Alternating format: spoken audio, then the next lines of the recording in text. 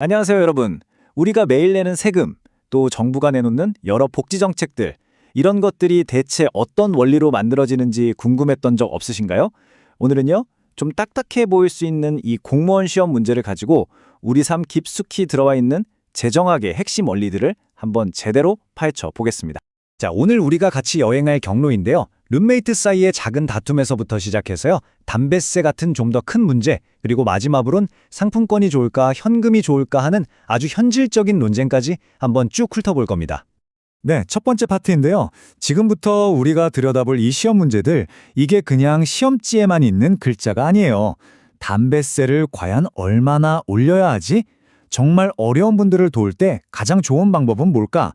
이런 것들 전부 정부가 매일같이 씨름하는 진짜 현실적인 고민들이거든요.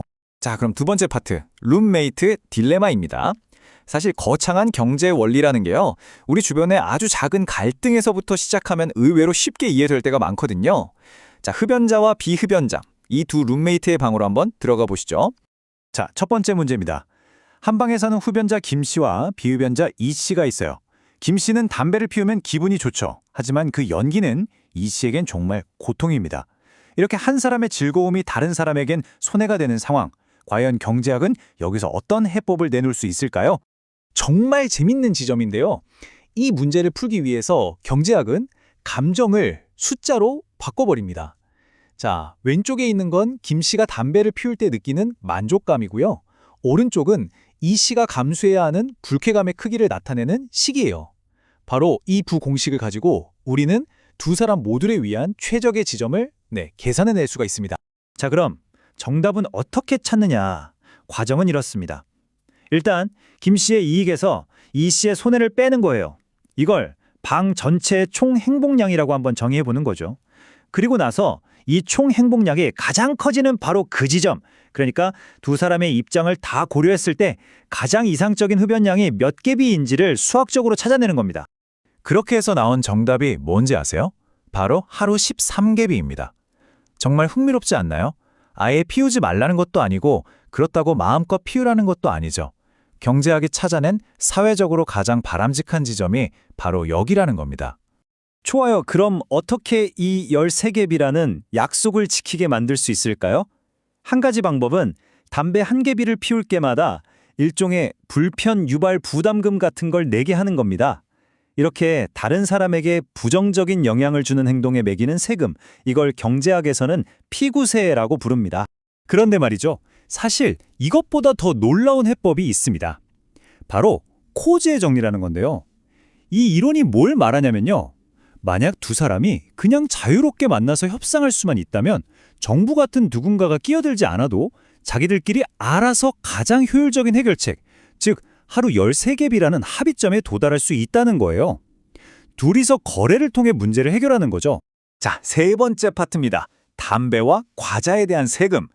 방금 봤던 룸메이트 문제처럼 사회 전체에 영향을 주는 문제를 해결하기 위해 정부가 가장 흔하게 쓰는 도구가 바로 세금이잖아요. 그럼 여기서 질문이 생기죠. 정부는 대체 어떤 물건에 또 얼마나 세금을 매겨야 가장 효과적일까요? 자, 이게 바로 두 번째 문제입니다. 세금을 더 거두려고 할 때 정부가 담배랑 과자에 똑같은 세율을 매기는 게 맞을까요? 이 질문이 바로 우리를 최저가세라는 아주 복잡하고도 중요한 세계로 안내합니다. 이 그래프가 보여주는 핵심은 아주 명확합니다. 세금이라는 게 단순히 돈을 이 주머니에서 저 주머니로 옮기는 게 아니라는 거죠. 세금을 매기면 당연히 정부 수입, 왼쪽 막대가 늘어나겠죠. 하지만 동시에 시장이 그만큼 위축되면서 자종 손실, 오른쪽 막대라는 사회적 비용이 발생해요. 이건 마치 물통에 있는 물을 다른 통으로 옮겨 담을 때 아무리 조심해도 어쩔 수 없이 조금은 흘리게 되는 그 물과 똑같습니다. 그렇다면 이 흘려버리는 물, 그러니까 자중 손실을 어떻게 하면 가장 적게 만들 수 있을까요? 램지 법칙이라는 게 그 힌트를 줍니다. 아주 간단히 말하면 이거예요. 가격이 올라도 사람들이 에이, 그래도 이건 사야지 하는 물건들 있잖아요. 담배처럼요. 이런 것들엔 세금을 좀 높게 매기고 이거 비싸졌네? 그럼 다른 거 사지 뭐 할 수 있는 물건. 과자 같은 것들엔 세금을 낮게 매겨야 사회 전체의 손실이 줄어든다는 원칙입니다. 그런데 바로 이 지점에서 정부의 가장 큰 딜레마가 시작됩니다. 램지 법칙대로 담배나 혹은 생필품 같은 것에 높은 세금을 매기는 건 경제적으로는 효율적일 수 있어요. 하지만 이건 소득이 낮은 분들에게 훨씬 더 큰 부담을 주는 어찌 보면 불공평한 세금이 될 수도 있거든요. 효율성과 공평성. 정말 어려운 문제죠. 자, 이제 네 번째, 마지막 문제입니다. 상품권이냐, 현금이냐. 정부가 어려운 분들을 도울 때 과연 어떤 방식이 가장 좋을까요? 경제이론은 이 정말 중요한 질문에 대해 어떤 답을 가지고 있을지 한번 살펴보겠습니다. 네, 이 표는 소득에 따라서 식품 구매권, 그러니까 바우처 지원액이 어떻게 달라지는지를 보여주는 건데요. 보시면 소득이 10만 원일 때는 26만 4천 원을 지원받지만 소득이 점점 올라갈수록 지원액은 줄어들죠. 아주 전형적인 소득 연계형 복지 프로그램의 모습입니다. 바로 이 지점에서 핵심 질문이 나옵니다. 어떤 분에게 20만 4천 원어치 식품 구매권을 주는 게 나을까요? 아니면 그냥 현금으로 20만 4천 원을 드리는 게 나을까요? 순수하게 경제학적인 효율성만 따진다면요. 정답은 아주 명쾌합니다. 바로 현금이죠.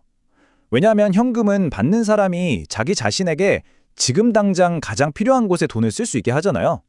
그러니까 개인의 만족도를 최고로 높일 수 있는 가장 효율적인 방법이라는 겁니다. 하지만 현실에서 정부가 왜 굳이 식품 상품권을 주는 걸까요? 다 이유가 있습니다. 이 지원금이 혹시나 술이나 담배 같은 곳이 아니라 정말 의도했던 대로 식료품을 사는 데 쓰이도록 확실히 하고 싶기 때문이죠. 이것이야말로 개인의 자유로운 선택을 존중하는 효율성과 정책 목표를 달성하려는 정부의 의도 사이에서 벌어지는 또 하나의 아주 어려운 저울질입니다. 자, 이제 마지막 파트입니다. 이론에서 현실로. 지금까지 이 복잡한 시험 문제들을 하나하나 뜯어보면서 우리는 과연 무엇을 배울 수 있었을까요? 오늘 우리가 함께 정리해본 세 가지 핵심 원칙입니다. 첫째, 개인들 사이의 문제는 정부 개입 없이도 협상을 통해 효율적으로 풀 수 있다는 코즈의 정리. 둘째, 세금 정책은 언제나 효율성과 공평성 사이에서 균형을 찾아야 한다는 최적과세의 딜레마. 그리고 마지막으로 복지 정책 역시 효율성과 정책 목표 사이에서 끊임없이 고민해야 한다는 점까지요. 이 원리들이 지금 이 순간에도 우리 사회의 수많은 정책들을 만들어내고 있는 겁니다. 이것이 우리가 마지막으로 여러분께 던지는 질문입니다. 이렇게 명쾌하고 우아한 경제 이론들이 분명 정책의 방향을 알려주긴 하지만 과연 진짜의 현실 세계가 경제학이 말하는 것처럼 이렇게 단순할 수 있을까요?